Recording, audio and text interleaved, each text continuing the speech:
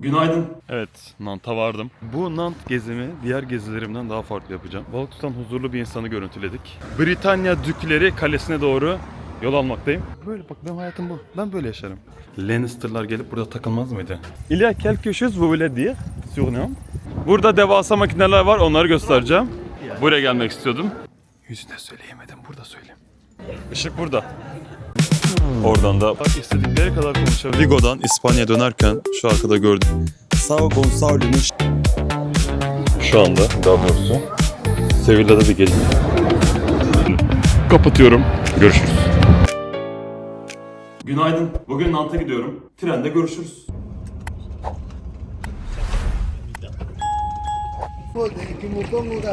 Evet, Nant'a vardım. Şu anda garın karşısında bir botanik bahçesi var, oradayım. Burada böyle devasa bir bank var. Bankın ne olduğuna dair bir bilgi de yok. Evet, şu anda arkamda dev bankı görüyorsunuz. Amacını asla anlamadığım bir dev bank. Arkadaşlarınızla geldiniz, kısırınızı yaptınız, çocuklarınız koştu, dombala kaçtı. Siz o arada ip atladınız, işte yakan top oynadınız, ağaca hamak kurdunuz. Tam öyle bir yer. Ama işte bunlar bu parkları değerlendirmeyi bilmiyorlar. Bir tane kebap yapan yok. Bir tane böyle sofrasını sarmış kısır yapan yok. Asla yeşillik alanlar doğru değerlendirmiyorlar. Yaptıkları tek şey koşu yapmak ve yürümek. Şu ağaç Fami, Boracınake, Ehretiye, Akuminya tarafında Meru, Efetua, Sepetua, Mefetua. Çin Himalaya, Uzak Asya bölgesine ait bir ağaçmış. Bu ağaç Amerika'danmış. Magnolia. Bu bir magnolia türüymüş. Merhaba. Konuşabilir miyiz? Bir röportaj. Kız niye kaçıyorsun? Gel 2 dakika muhabbet edeceğiz. Evet, röportaj yapmak istemedi benimle. Oha, bu ördek ne böyle? Bir defa böyle bir ördek görüyorum. Yalancı. Normal kızım işte.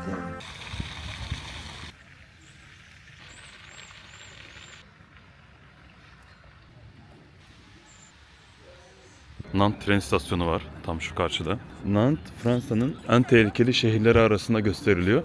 Şehir merkezi özellikle akşamları tehlikeli ama gezmek için keyifli bir şehir Nantes. Tabii niye tehlikeli? Çok fazla göç alıyor. Göç aldıkça sosyal yapı değişiyor ve anladığım kadarıyla Fransızlar şeyden çok rahatsızlar. Eskiden çocukken büyüdükleri sokaklardaki dükkanların yerini yavaş yavaş işte helal kasaplar, kebapçılar, dönerciler almaya başlamış. Tabii helal kasap olması, helal et satan yerlerin olması göçmenlerin işine geliyor. Özellikle tabii ki Müslüman göçmenlerin. Mesela ben oradan alıyorum etimi. Bence helal etle diğer et arasında tat farkı var. Helal etin tadı daha lezzetli geliyor ya da alıştığım için öyle geliyor, bilmiyorum.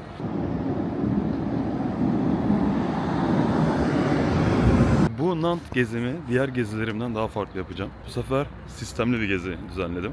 Önce Le Lieu Unique, Le Lieu Unique. Yani eşsiz yer. Mimari olarak güzel bir binaymış. Dönüştürülmüş bir binaymış. 11'de açılıyor, 10 dakika var. Orayı bir gezeceğim.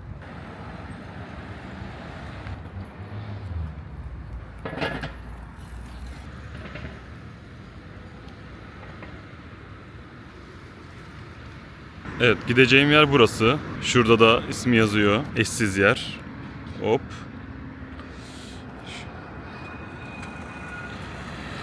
Nantes gördüğünüz üzere diğer Fransa şehirleri gibi yemyeşil. Yeşillikler içerisinde bir şehir.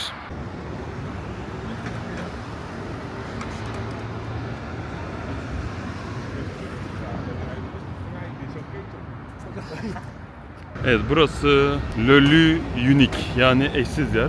Tabi halen kapalı. Biraz buralarda kendime dolanayım. Işık arkadan birazdan bir açılsın. Bir bakayım. Kamerayı çekime her zaman ilk başladığımda, ilk açtığım an böyle biraz çekiniyorum. İnsanlar bakıyor. 5 dakika sonra bir alışkanlık geliyor. Sanki benim bir organımmış gibi böyle. Ben galen gerginim. Gerginim. Demek ki halen gerginim. Gergin. Aslında gergin olması lazım. Gergin dersek gergin kelimesinin anlamını da daha iyi vermiş olmaz mıyız? Çünkü gergin demek, gergin dediğimizde gergin olduğumuzu daha gergin bir şekilde anlatmış oluyoruz. O yüzden bence doğrusu gergin. Hata mı yaptım? Gece kulüplerine gitmeyelim, barlara gitmeyelim. Arkadaşlarımdan uzak tut, sevmiyorum, beğenmiyorum. Aynı gibi yaş... Balık tutan huzurlu bir insanı görüntüledik. Açın şurayı da gezek. İşimiz gücümüz var. Hadi 11'de açmak nedir abi ya? Bir yer 8'de açılır. Bakın biz Türkiye'de böyle şeyler yaşamıyoruz. Böyle hayatlar yaşamıyoruz. Burada sakin yavaş yaşıyorlar. Biz alışık değiliz böyle şeylere. Acele etmeniz lazım. Hızlı olmanız lazım. 11'de açmak nedir abi? 8'de açacaksın. Kapıda bekleyen başkaları da var. Acaba onlar neyi bekliyorlar? Oraya doğru gidip. Kesin onlar bir şeyler araştırdılar. Onu bekliyorlar. Ben hiç araştırmadım. İsmini duydum, geldim. Bu Le Lieu Unique eski Fransız Lou bisküvilerinin fabrikası. Günümüzde ise bir sanat merkezi, restoranlar var, barlar var. Yani İstanbul'daki müze gazhaneye benziyor. Aynı konsept. İçeriye girebilirsem içeriden de çekimler yapacağım. Postacıyı buldum bakın. Rahmetli Kemal Sunal Postacı filminde böyle yürürdü ya. Mekanı cennet olsun. İçerisinin böyle çok büyük bir hangar gibi olduğunu düşünüyorum. Bir fabrikadan dönüştürülmüş çünkü. O yüzden içeriği merak ettim. Nasıl dönüştürdüler diye. Aslında ben şimdi gideyim. Hava soğuk çünkü. Buraya daha sonra bir daha gelirim. Zaten bu çevrede olacağım. Şurada bir katedral var, bir kale var. Oraları bir gezim. Oraları gezdikten sonra yine gün içerisinde ben buraya gelirim. Evet, şimdi sıradaki durağıma Britanya Dükleri Kalesi'ne doğru yol almaktayım. Kale tam karşıda. Karşıya geçeceğim. Kalenin arkasında katedral var. Oraya gezeceğim. Aslında ben bu kalenin etrafından daha önce gezmiştim. Ama içerisi gezmeye üşenmiştim. Sırf videoma konu çıksın diye üşenmeyeceğim. Bakın nasıl yol verdiler. Böyle işte. Merci. Ben de hemen nasıl kibarım. Teşekkürümü ettim. Merci canım. Yazamıyorum. Merci. Sırf kamera var diye teşekkür etmediysem var ya neyim. Normalde etmem. Senin işindeyim kardeşim ya yol vereceksin de veririm ama kamera varken şov. Var ya insanoğlu böyle bir şey. Kamera görünce değişiyor. Ben o yüzden kamera görünce değişen ünlüleri çok iyi anlıyorum. Çok iyi. Çok haklılar. İnsan kamera görünce değişir. Hayrat ama çevresinde bir aile su içiyor. Ya çeşme de çok güzel bu arada. O çeşmeyi çekmek istiyorum ama şu aile gitsin öyle çekeceğim. Her yerde insanlar var. Şurada da birileri var. Şuraya çekeceğim de yürüyorlar çekemiyorum. Neyse beni izleyin. Işığım çok iyi değil mi şu anda? Böyle daha iyi. Bak şu daha iyi ışığım. Evet aile gitti. Çeşmeyi çekeyim. Sonra yolda çekeceğim.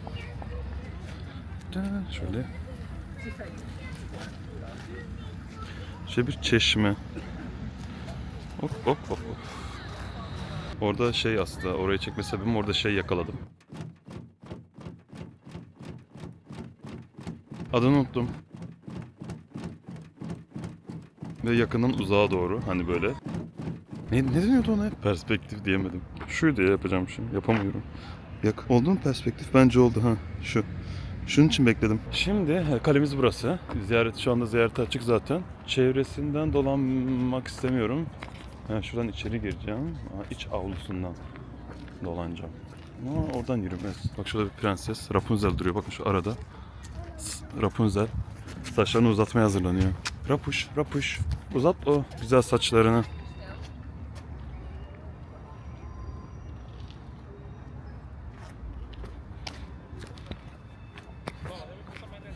Peki benim şunu sanmam, kuş sanmam. Çeşmeymiş şu siyah olan şey. Çeşmenin etrafına. Evet çatomuz burası.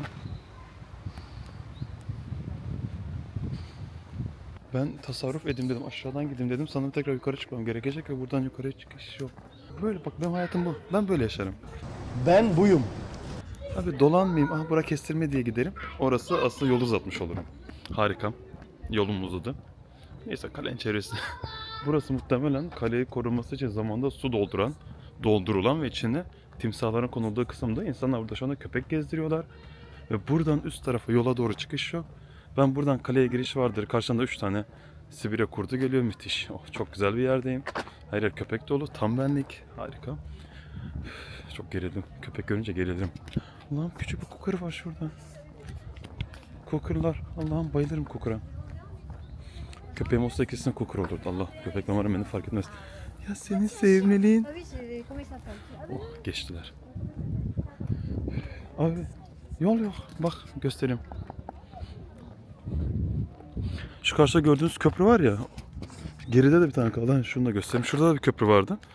O köprüye çıkarım diye düşündüm. Oradan kaleye giriliyor. O köprüye çıkış yok. Bu köprüye de çıkış yok. Ta bu iç tarafa ilk girdiğim yere gidip oradan çıkıp tekrar köprüye döneceğim. İşte benim yaptığım yatırımlar anca böyle olur. Allah'ım sen gel. Röportaj. Bak az önce kuş bana röportaj yapmadı. Sen yapar mısın? Ne zamandır buradasın? Peki burada olmaya dair en iyi 3 şeyi söyle. Söyleyemem. Don't yani söyleyemem. Bu kadar hayatımda hiç bu kadar boş yürümemiştim. Yani boş yürümüştüm çoktur da bu kadar boş yürümemiştim. Bir insanın kendine yaptığını başka hiç kimse o insana yapmaz. İnsan kokmaması. İnsan. Oha akustiğe bak. İnsan kokmaması gereken bir varlıktır. Kaleyi göstereyim.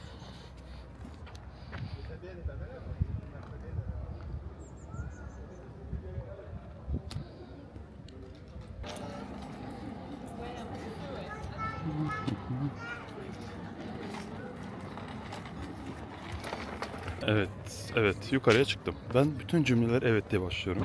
Yaptığım çekimleri izlerken fark ettim. Her şey evet diye onaylayarak başlıyorum. Tasdik ederek. Acaba ona ihtiyacım mı var? Bu konuyu psikoloğumla konuşayım. Niye ben sürekli kendimi onaylıyorum diye. Evet, kalenin üstüne çıktım.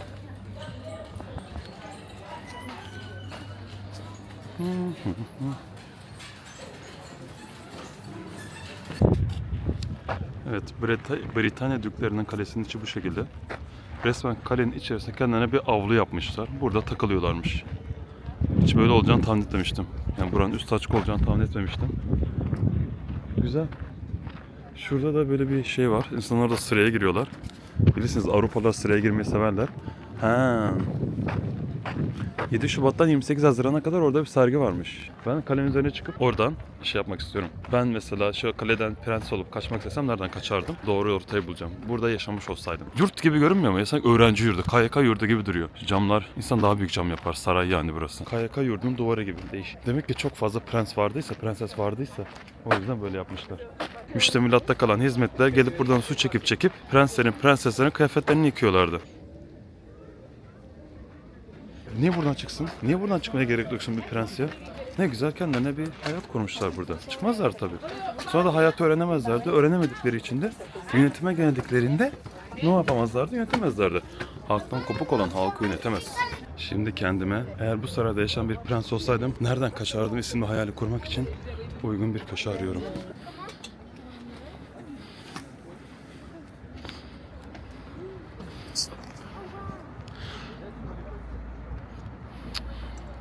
Buradan suya atlayabilir miydim? Yok. Şurada şeyler var, su giderleri var.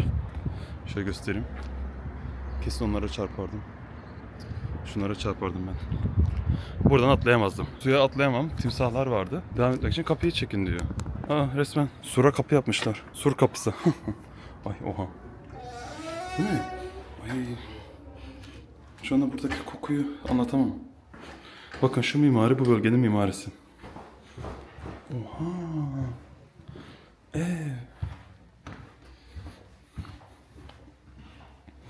Şura ne ister? Bir giyotin pencere isterdi burası. Burası giyotin pencere ister. Öyle olmaz.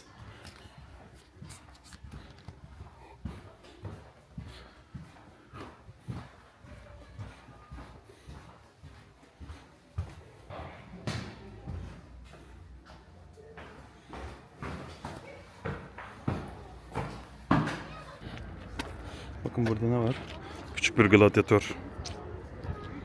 Şimdiden yetişiyor. Evet, demek ki neymiş? Düklük ölmemiş. Evet, burada atlayabilir miyim? Bu suya atlardım. Ama burada kesin timsahlar beni yerdi.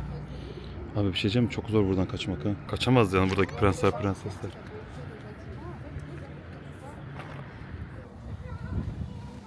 Abi ben ilk o dönemde yaşayan bir asker değildim ha.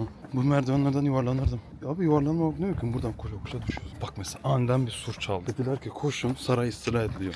Buradaki muhafızlar koşa yukarı çıkmaya çalışıyorlar. Merdivenler yüksek. Abi daracık ve yükseklikten nasıl koşuyorlar? Acaba eski insanların bacakları daha uzun, ayakları daha mı kısaydı ya? O merdivenler onlara daha mı konforlu geliyordu? Şunlar cadı külahı değil mi ya? Ben bunları aşağıdayken görmedim. Cadı külahları asılı ve sallanıyorlar. Eskiden kadınlar bira yapımında çalışıyorlarmış. Buna dair bir şey okumuştum. Dolayısıyla bira ve kadınlar kedi besliyorlarmış. Bira olan yere de fare geliyormuş. Ve o kediler de o fareleri öldürüyormuş. Dolayısıyla kadınların bulunduğu birahanelerde fare olmuyormuş. Ama Avrupa farelerden yıkılıyor. Hastalıklardan yıkılıyor. Demeye başlamışlar ki bu kadınların olduğu yerde fare yok. Kediler var, tabii kedilerin fareleri yediğini düşünemiyorlar. Demek ki bu kadınlar büyü yapıyor ve bu kedilerde de bir şey var. Cadılık var. Buraya fare gelmedi hep. O yüzden kadınları ve kedileri öldürüyorlarmış. Böyle bir şey okumuştum. Ne kadar doğru bilmiyorum. Şöyle de çıkılıyor. Peki ben oraya çıkar mıyım? Video çekmeyecek olsam asla bu merdivene çıkıp oraya bakmazdım. Hani oradan bakmak hayatıma neyi değiştirecek bilmiyorum. Ama sırf video çekiyorum diye çıkıyorum.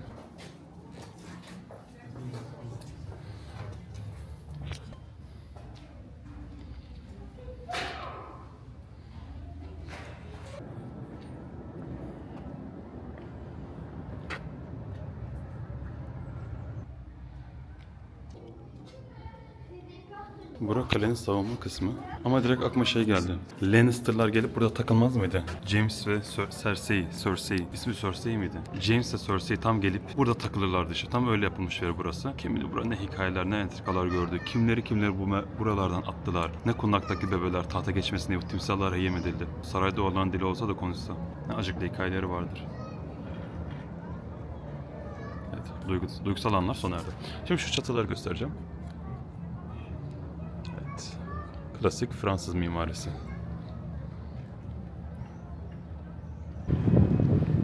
Evet, tabii ki de ne var? Bir Pantheon var.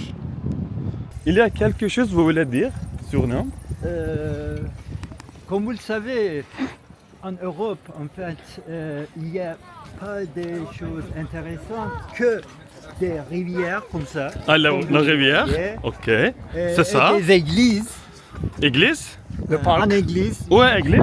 Derrière vous. Ah, c'est une église. Oui. Avrupa'da diyor kilise, park ve nehir dışında başka bir şey yoktur diyor.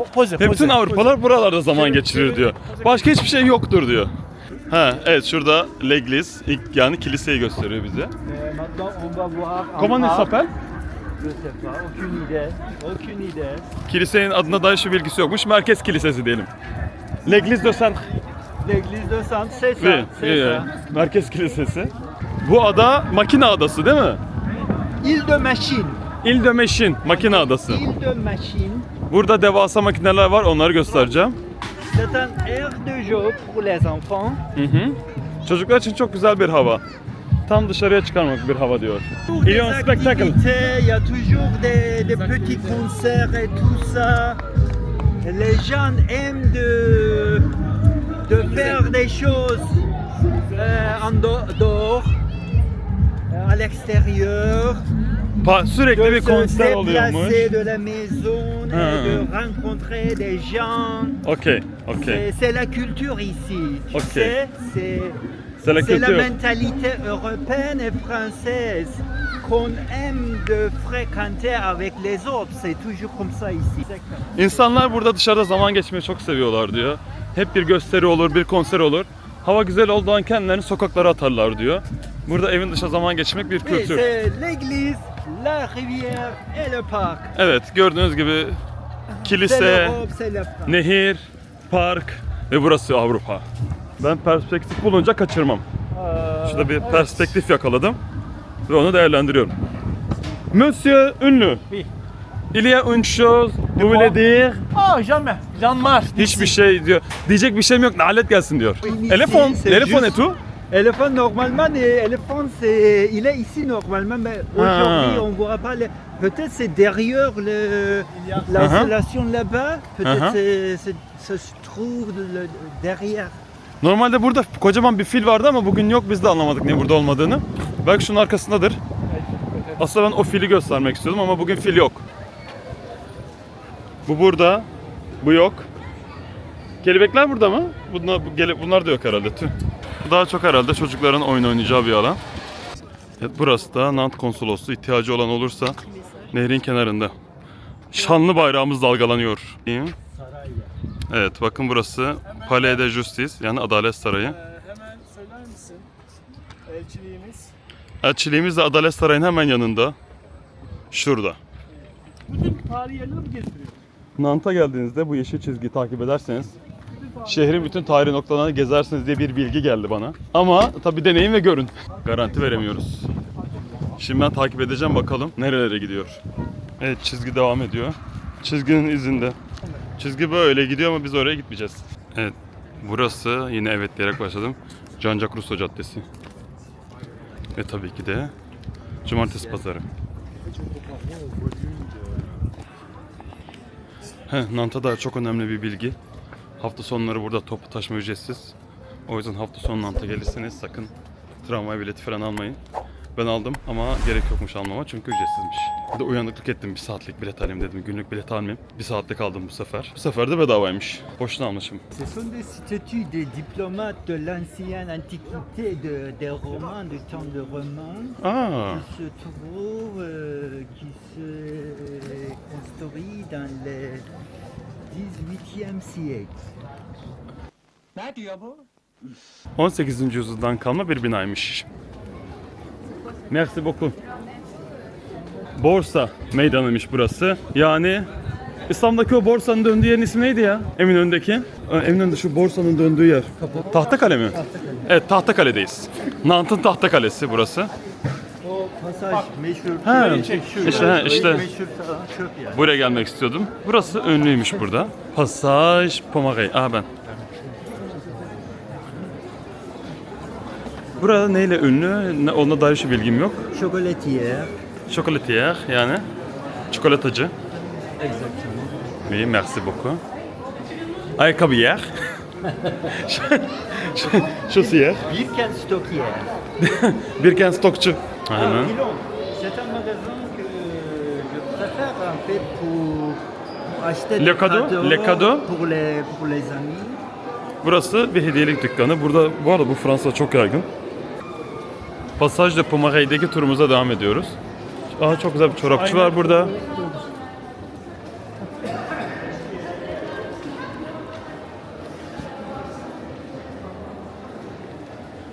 O kadar istiyorum ki bu pasajın tarihine dair bilgi vermeyi. ama bir bilgi yok. Güzel, böyle hoş. Hani estetik olarak güzel.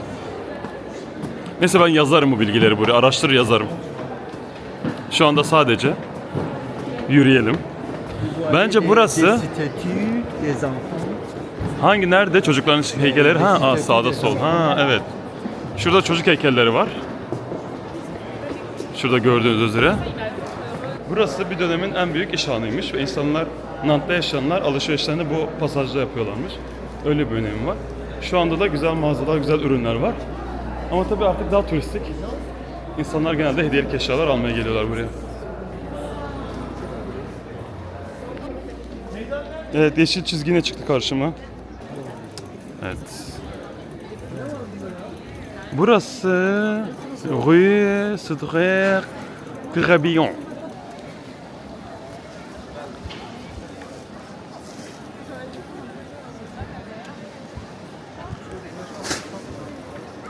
Nant'ta gezilecek güzel bir meydan. Très bien.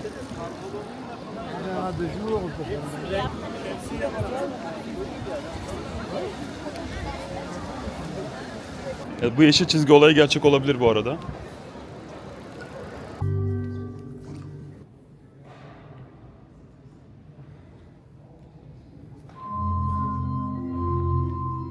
Şurada bir Çinli dikkatimi çekti. Evet, çanlar kimin için çalıyor? Ne anlatıyordu orada? Çanlar kimin için çalıyordu? Ben o kitapta okumadım desem. Çok merak ediyorum. Bak onu atıyorsa... İspanya İç Savaşı'nı anlatmıyor mu o kitap? İspanya İç Savaşı'nı anlatıyor biliyorum ama daha okumadım. Bir de Gazap Üzümleri. İkisini de çok merak ediyorum ama üşeniyorum okumaya. Yıllar önce okumuştum onu. Ama çanlar kimin için çalıyor Fransızca okuyacağım. Nasıl okuyacağım? He. Evet, Nant'tan enstantaneler. Şu anda. İşte Nant böyle sevimli bir yer. Bir yere kaldım ya. Abi Nant güzel, ben Nant'ı seviyorum. Aha, elim çarptı. Neredeydi acı? Elimi çarptım. Ya yeşil çizgiye bak. Nerede yeşil çizgi? Ana! Şetamer, ananın yeri demek. Türkçesi. Evet, anne yemekleri demek istiyor muhtemelen. Kuru fasulye pilav. Türkler mesela çocuğuna Tamer ismi koyuyor. Geliyor Fransa'ya. Çocuğa öğretmen soruyor adın ne? O da diyor Tamer. Yani anan. Ananın Ana. yani. Ananın gibi oluyor. Anan. Küfür gibi oluyor. Evet, olmuyor. Çocuğunuza Fransa'ya gelecekseniz Tamer ismini koymayın. Çocuğunuzun geleceği için. Anan demek çünkü burada Tamer. Şimdi Monsieur aşık Türkçe anlıyor ama konuşamıyor. O yüzden Türkçe sorularımı diyebiliyor. Ama Türkçe konuşamıyor. Evet, baget yiyerek giden ufak küçük bir tatlı çocuk gördük. Monsieur aşık. Bir bagete dair yaşadığınız en ilginç anı nedir? La première fois que j'étais en français, je me suis toujours demandé si c'était un baguette ou une baguette. Et pour empêcher le problème, j'ai dû acheter toujours deux baguettes. Ve klasik bir Fransız hikayesi güzel. Fransa'ya ilk geldiğimde, baget almaya gittiğimde bir baget derken femina mı, maskula mı, yani dişil mi, eril mi bilmiyordum. En mı diyeceğim, ün mü diyeceğim. O yüzden sürekli iki baget alıp dö baget diyordum deyip güzel bir hikaye anlattı bize. Evet, yeşil çizgi devam ediyor. Yeşil yol diyebilir miyiz? Sağdan mı gideceğiz, soldan mı? A droite ou à gauche? Tout droit, yani dosdoğru. Dümdük. Evet, Nant'ın içerisindeki güzel sokakların bazılarından geçmeye devam ediyoruz. Şu aradan katedral görünüyor. Şu anda bulunduğumuz yerin adını Rue Saint-Denis. Rue Saint-Denis. Evet, şurada Şuraya girebilirsin bak açık ya. Bir parçası kopmuş olan bir şato var. İzin veriyor muydu ya buraya gelin? Girilir ya. Dua da mı edecek bu insanlar? Siz çekiyorum. Evet, bir başka katedral daha.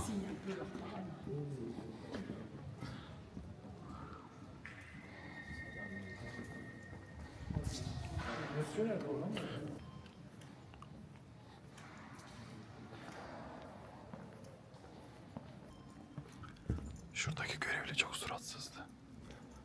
Yüzüne söyleyemedim, burada söyleyeyim.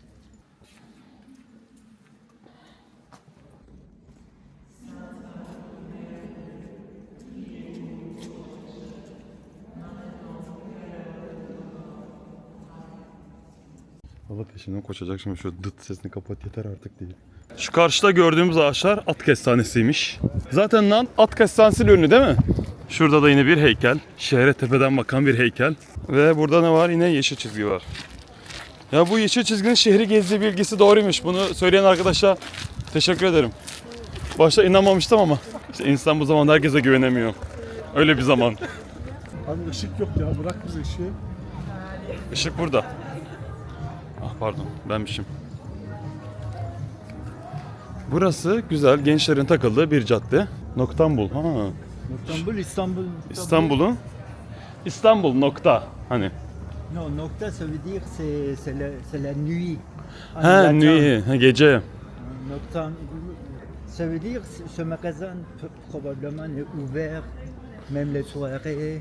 Ha, muhtemelen o mağaza akşam da Mais açıkmış. c'est peut-être un Turc qui tient le magasin. Ya da Türk ürünleri. Gece açık olan Türk ürünleri satan mağaza. Noktambul. Ouais.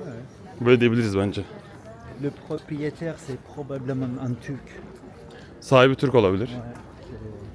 Muhtemelen. C'est un jeu de mots. Yani öyle olabilir. C'est ce que je pense. Ve Fransızca konuşabilir. Şef döner. Evet. Döner, kebap gibi ürünlerimizi bu sokakta bulabilirsiniz. Sokağın adını halen göremedim ha. Ataokol. Aynı zamanda ehliyet ihtiyacı olanlar buraya gelip başvurabilirler. Ama buraya kesin ikinci el satıyor. Bak zaten second hand yazıyor. Ay belli. Ya ikinci el ürünler nasıl alabilir? Yani büyük konuşmayayım da şimdi. Ben böyle kaşınıyorum gibi oluyor. İkinci el ürün deneyince. Bir kere Le Mans'da yanlışlıkla ikinci el mağazasına girdim. Çok ağır bir koku vardı böyle.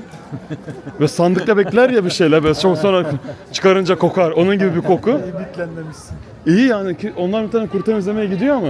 Bilmiyorum ya, insana enerjileri siniyor ona. Yüce Mevlam bilerek ve isteyerek tercihen ikinci el giymeyi nasip etsin. O zaman şurada bir yerde oturalım şey. Aynen. Kahve içelim. Ya oraya çıkma, orada çok...